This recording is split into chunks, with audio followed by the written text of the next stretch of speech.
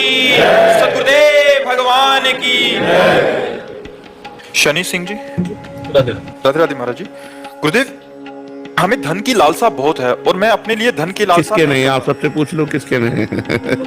आपके नहीं, सबके है। नहीं गुरुजी, हमारे लिए नहीं है, हमारे परिवार के लिए, पिता के। हाँ तो ठीक, ऐसे सबके लिए है। सबसे पूछो तुम्हारे धन की आकांक्षा है, हाँ आपके लिए नहीं, हमारे परिवार के लिए, हमारे समाज के लिए ऐसी आकांक्षा कामना सबके अंदर है। देखो बच्चा, स्त्री भोग या पुरुष भोग, भोजन, वस्त्र, मकान, रुपया, पद, प्रतिष्ठा, यही माया के वो केंद्र हैं जिनमें सब फंसे हुए हैं। समझ रहे ना? इसके अलावा हमें बताओ, भगवान, प्रेम, ज्ञान, ब्रह्मबोध, ये तो कोई बिरला, सबके अंदर होती है धन की कामना। तो हमको इस कामना की पूर्ति धर्म से करनी चाहिए। हमारे यहाँ 4 पुरुषार्थ हैं, धर्म, अर्थ, काम, मोक्ष। देखो बहुत प्रवीणता पूर्वक ब्रह्म ऋषियों ने रखा है। धर्म पहले रखा है और फिर अर्थ और फिर कामना और फिर मोक्ष। मतलब धर्म और मोक्ष के बीच में कामना और अर्थ को रखा गया है कि अगर हम धर्म पूर्वक धन कमाएं, धर्म, अर्थ और कामनाओं की पूर्ति करें धर्म पूर्वक कमाए हुए धन से, तो हमारे को मोक्ष मिलेगा। और अगर अधर्म से हमने धन कमाया, अपनी कामनाओं की पूर्ति की, तो नरक। तो हम धर्म पूर्वक धन कमाएं, हम भगवान से जुड़कर धन कमाएं, हम पाप कर्म करके, घूसखोरी से, चोरी करके, किसी से छीन झपट के हम करोड़पति बनना ना चाहें, शॉर्टकट से धनी बनने की कोशिश ना करें। हम धर्म पूर्वक धन कमाएं और धर्म पूर्वक कमाए हुए धन से हम कामना करें, अपनी कामनाओं की पूर्ति करें, तो हमें भगवान की कृपा मिलेगी, हमें मोक्ष की प्राप्ति होगी। समझ पा रहे हैं आप? अखिलेश मिश्रा जी, महाराज जी, जीवन में सही गलत की पहचान क्या है, निर्णय कैसे लूं जिससे घर समाज की इच्छाओं का भी विरोध ना हो और मुझे भी सुख मिले? शास्त्र, धर्म, संत जन, इनके द्वारा हम ये जांच करते हैं कि हमारे मन में या हमारे परिवार में जो वासना उत्पन्न हुई है, इच्छा उत्पन्न हुई, कामना उत्पन्न हुई, वो सही है या गलत। केवल मन की बात से हम सही गलत निर्णय नहीं लेते।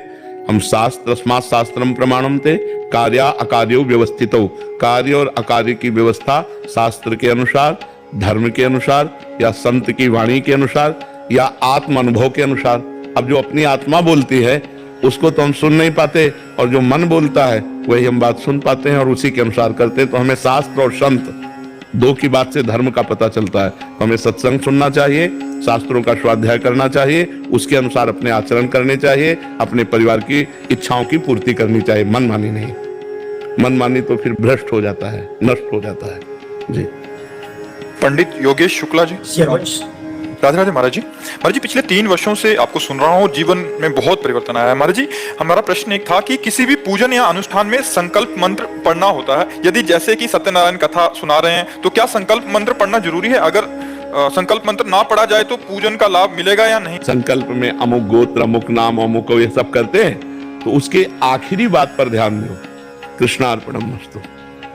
संकल्प में कृष्णार्पणमस्तु, मैं जो कर रहा हूं हे भगवान आपको समर्पित है। क्योंकि हम करता थोड़ी है, भगवान ने प्रेरित किया, भगवान करवा रहे हैं, भगवान को समर्पित, सुनाओ भगवान की कथा, बढ़िया है। पर वो पांडित्य कर्म का विधान है। जब हम पंडित को बुलाएंगे तो वो अपना कार्य करेगा, तो हमको करना चाहिए, निषेध नहीं करना। वो जब संकल्प बोले तो अंदर से चिंतन करना चाहिए, हे भगवान मैं तो करने योग्य नहीं हूँ, आपकी कृपा से ही हो रहा है और ये संकल्प आपको समर्पित है। और अगर यही पंडित हो तो इनको तो कराना ही पड़ेगा ना, आप भी पंडित हैं। हाँ, तो वही तो क्रिया हम ये कह रहे हैं ना, जो सिद्धांत है उस पर तो चलना पड़ेगा।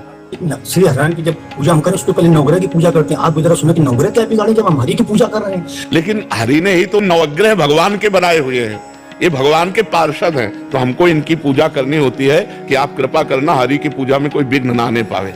बात समझो। तो जो विधान बनाया है हमारे ऋषि मुनियों ने, हमको करना चाहिए। हमें नवग्रह पूजा भी करनी चाहिए, हमें संकल्प भी दिलाना चाहिए और वो संकल्प भगवान को समर्पित करना। कृष्णार्पणमस्तु, हरि अर्पणमस्तु शायद बोला भी जाता है, बोला जाता है ना। हाँ, तो ये बस उससे मंगल हो जाता है। कन्हैयालाल दुबे जी, प्रयागराज। राधे राधे। राधे राधे महाराज जी। महाराज जी, ब्रह्म वैवर्त पुराण के प्रकृति खंड के 65वें अध्याय के 39वें श्लोक में व्यास जी कहते हैं कि माँ भुक्तम श्रियते कर्म कल्प कोटि शतेरपि अवश्य में भोक्तव्यम कृतम कर्म शुभाशुभम। कर्मों का फल बिना भोगे क्षीण नहीं होता, चाहे करोड़ों कल्प बीत जाएं। कर्मों का फल तो अवश्य ही भोगना पड़ता है, चाहे वो शुभ कर्म ही क्यों या अशुभ कर्म ही क्यों। एक मुकदमा चले और वकीलों की वकालत से और जज के निर्णय से उसको फांसी दे दी जाए, पक्का सिद्धांत कानून के अंतर्गत उसे फांसी मिलेगी। लेकिन एक पॉइंट है, राष्ट्रपति उसे माफ कर सकता है, नहीं माफ कर सकता। तो अवश्य में भोक्तव्यम कृतम कर्म शुभाशुभम, चाहे करोड़ों जन्म करोड़ों वर्ष व्यतीत हो जाए, भोगना पड़ेगा। लेकिन राष्ट्रपति अगर माफ कर दे, भगवान माफ कर दे, तो इसी जन्म में सब माफ हो जाएंगे। सर्वधर्मान परित्यज्य मामेकम शरणम ब्रज अहम त्वाम सर्व पापेभ्यो मोक्षयिष्यामि मा शुचा। भगवान कह रहे, राष्ट्रपति कह रहे, सब व्यवहार को छोड़कर मेरी शरण में आ जाओ।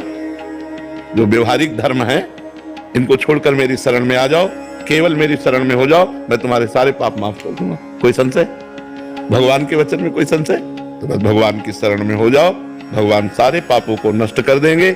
अगर सारे पाप नष्ट ना होते तो भगवत प्राप्ति ना होती। भगवत प्राप्ति तभी होती है जब अंतःकरण निर्मल हो जाता है। अंतःकरण निर्मल तभी होता है जब पुरुष निष्पाप हो जाता है। तो निष्पाप तभी होगा जब भगवान की शरण में हो जाए, भगवान का नाम जप करे, भगवान का नाम कीर्तन। नाम से भागवत का आखिरी श्लोक, नाम संकीर्तनम यस्य सर्व पाप प्रणाशनम प्रणामो दुख शमनम तम नमामि हरिम परम। जिन हरि का नाम संकीर्तन सारे पापों को मिटा देता है।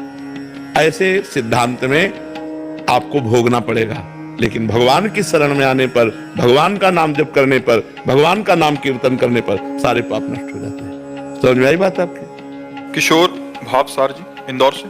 राधे राधे। राधे राधे महाराज जी। गुरुदेव, कई वर्षों से नित्य श्रीमद् भगवत गीता जी का पाठ करता हूँ। उसमें भगवान ने इंद्रियों पर मन एवं मन से परे बुद्धि को बताया है और भक्ति भाव मन का विषय है। तो भगवान ने बुद्धि को सर्वश्रेष्ठ क्यों कहा है महाराज जी? बुद्धि निर्णायक है। जैसे शरीर एक रथ है, किसका प्रश्न है? शरीर एक रथ है, इस रथ की इंद्रियां घोड़े हैं, मन लगाम है और ड्राइवर सारथी बुद्धि है। पूरे रथ में दारोमदार सारथी के हाथ में है ना?